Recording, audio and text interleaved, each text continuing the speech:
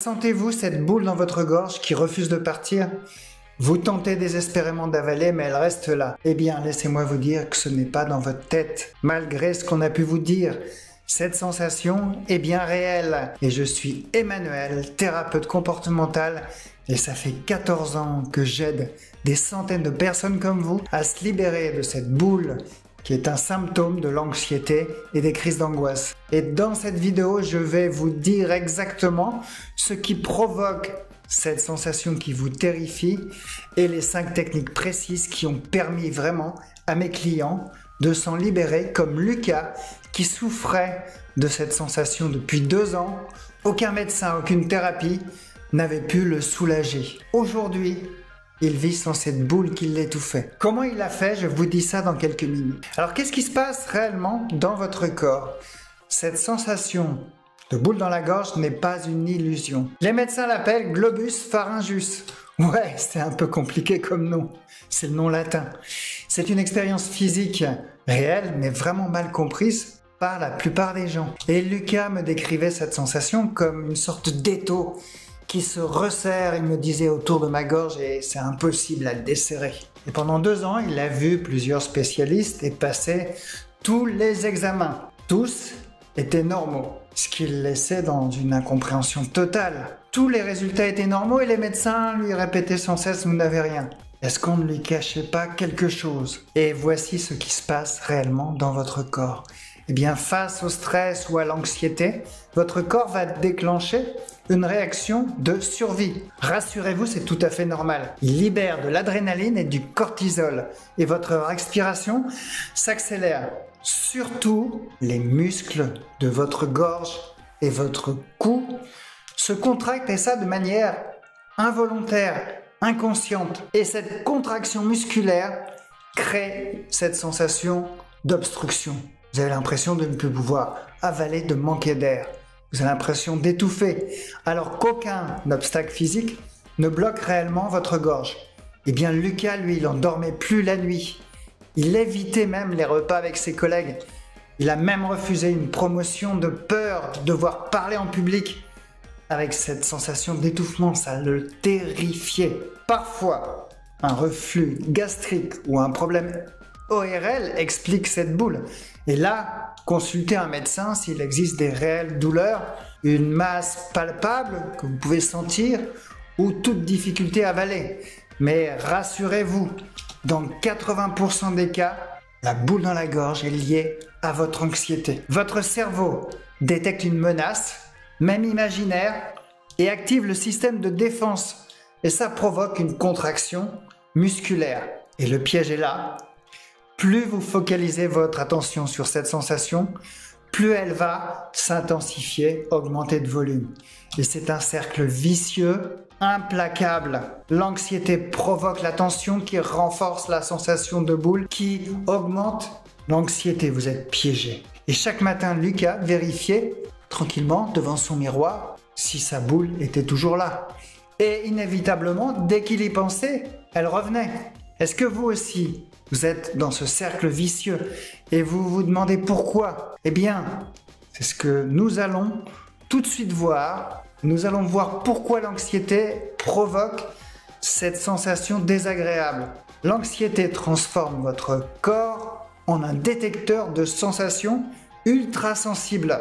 Des études en neurosciences, des sciences qui étudient le cerveau, révèlent un fait étonnant.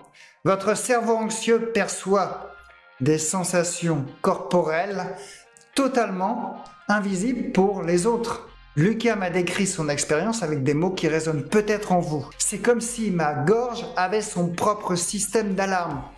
Le moindre mouvement déclenchait une panique totale. Votre gorge est une zone très complexe.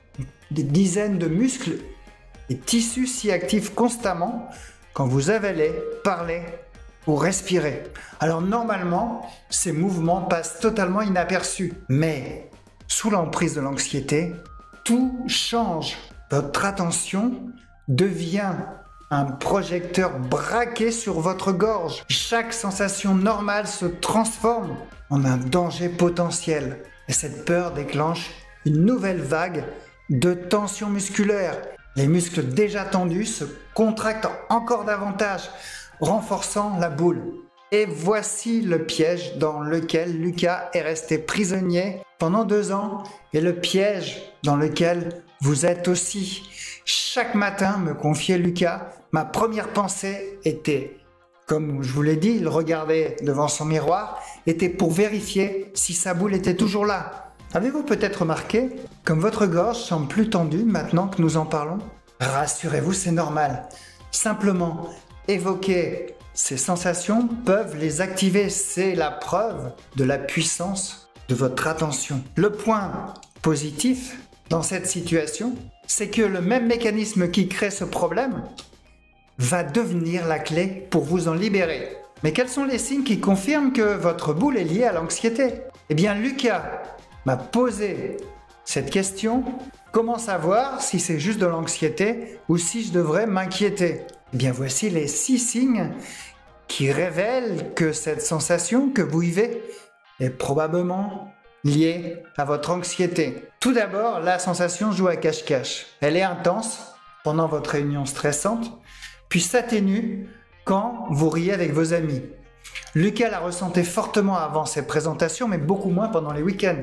Deuxièmement, elle s'évapore ou presque quand votre attention est ailleurs. Vous l'oubliez complètement pendant un film captivant ou une conversation passionnante. Troisièmement, il y a l'effet loupe de l'attention. Dès que vous vérifiez, est-ce que je la sens encore, elle réapparaît ou augmente immédiatement. Quatrièmement, vous avalez sans problème réel. Malgré la sensation désagréable, vous pouvez boire et manger. Certes, vous allez me dire la gêne est là, mais votre gorge fonctionne normalement. Cinquièmement, le bilan médical, on en a parlé, est rassurant. Vos examens médicaux n'ont rien révélé d'anormal. Sixièmement, d'autres signes d'anxiété se manifestent. Tension musculaire, des pensées qui tournent en boucle, le sommeil perturbé, vous êtes irritable. J'insiste sur ce point important. Consultez tout d'abord votre médecin pour écarter tout problème physique, comme un reflux gastrique ou un trouble thyroïdien. Dites-moi dans les commentaires, combien de ces signes avez-vous reconnu dans ce que vous vivez? Le numéro 3 est souvent le plus révélateur. Maintenant que vous avez tout compris sur cette boule d'angoisse, passons aux solutions concrètes qui ont libéré Lucas de son souci et voyons les 5 techniques les plus puissantes pour éliminer cette fameuse boule dans la gorge. Alors j'ai identifié les 5 techniques qui calment véritablement la vie de ceux qui souffrent comme vous de cette sensation étouffante. Tout d'abord, la technique d'hypoventilation, et j'en parle souvent dans mes vidéos, la méthode précise de la respiration en ascenseur. Asseyez-vous confortablement, le dos droit, et visualisez que votre respiration descend comme un ascenseur, étage par étage, et puis remonte. Inspirez doucement par le nez. Prenez de l'air doucement par le nez.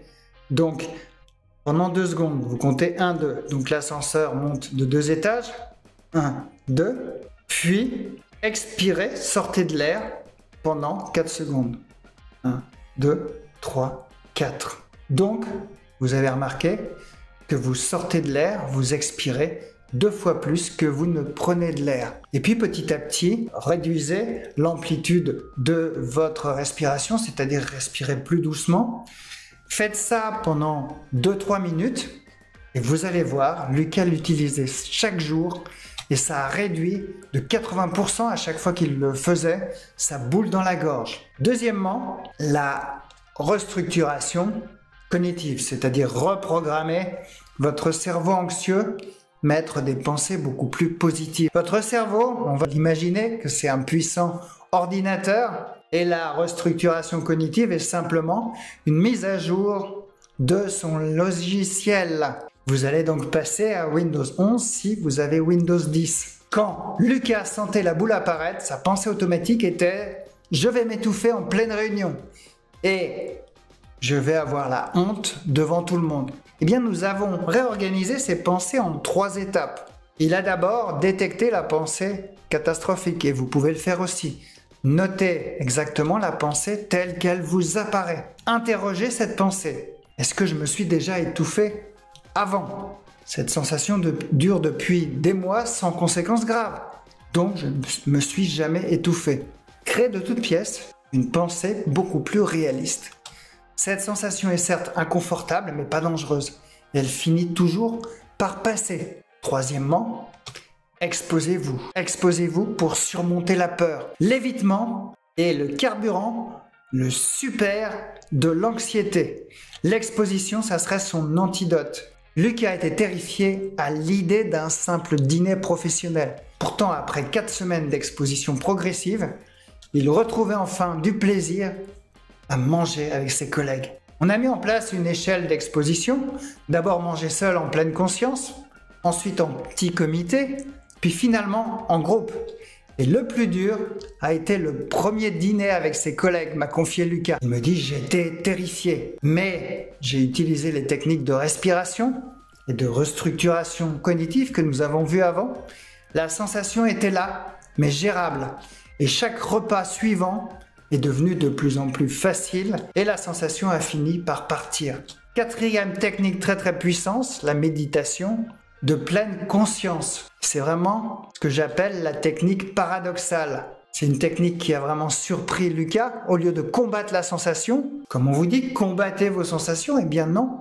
Là, vous l'observez avec curiosité. Essayons ensemble cette approche vraiment contre-intuitive. Portez doucement votre attention, si vous sentez cette boule actuellement, portez votre attention sur la sensation dans votre gorge. Observez-la comme un scientifique, curieux, sans jugement. Accueillez-la plutôt que de la repousser.